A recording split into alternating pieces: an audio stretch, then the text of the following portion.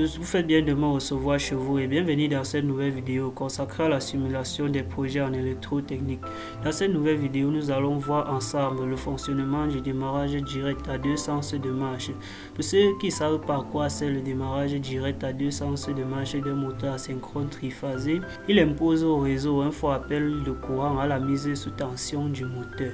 Alors nous allons simuler pour voir comment cela fonctionne. Donc je me rends là.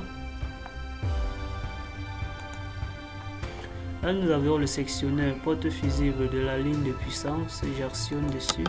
Et de ce côté nous avions le sectionneur porte fusible de la ligne de commande, j'actionne dessus. Vous allez remarquer la présence d'une lampe qui signale le secteur. Et de ce côté vous allez voir les différents éléments. Là nous avions un contact du relais thermique normalement fermé, et ici vous aviez un contact du relais thermique normalement ouvert, et là nous avions un bouton pour soi normalement fermé, donc stop, donc qui veut dire arrêter, et de ce côté nous avions un bouton pour soi normalement ouvert, start, qui veut dire ouvert. Et là nous avions un contact KM1, le contact de maintien KM1, et ici nous avions un second bouton pour soi normalement ouvert, et ici nous avions un deuxième contacteur de maintien normalement ouvert, et ici nous avions le verrouillage électrique. Les deux contacteurs, ce sont des verrouillages électriques. Ici vous aviez les bobines, là vous allez voir KM1, KM2, donc ce sont des bobines. Et je lance la simulation pour que vous puissiez voir comment cela fonctionne. Donc une fois j'actionne sur le bouton Start, vous allez voir le moteur se mettre à tourner.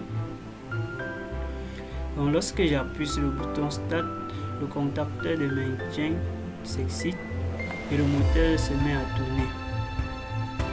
Je peux arrêter là et je fais fonctionner le moteur au deuxième sens et appuie sur le bouton pour soit start, et KM2 s'excite et le moteur se met à tourner. Vous avez remarqué que lorsque j'actionne par exemple sur le bouton pour soit SE, une lampe s'allume lors du fonctionnement du moteur. Donc cette lampe signale que le moteur est en fonctionnement. J'arrête là,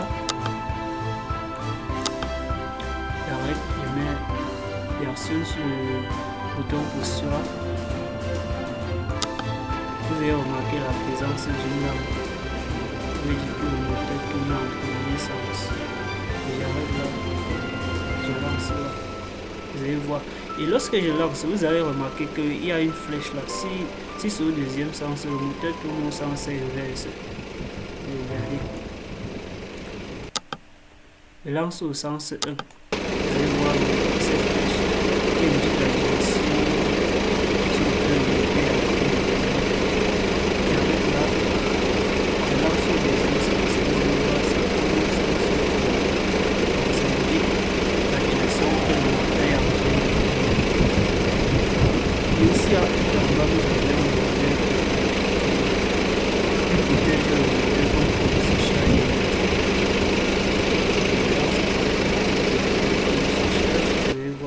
S'arrêter et une lampe qui prend une lampe de signalisation du défaut qui s'allume.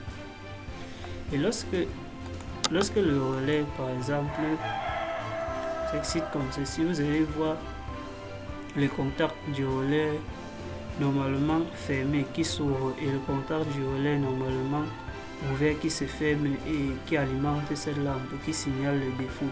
Donc lorsque le technicien doit arriver sur le terrain directement, il va voir cette lampe de défaut, il saura quoi faire.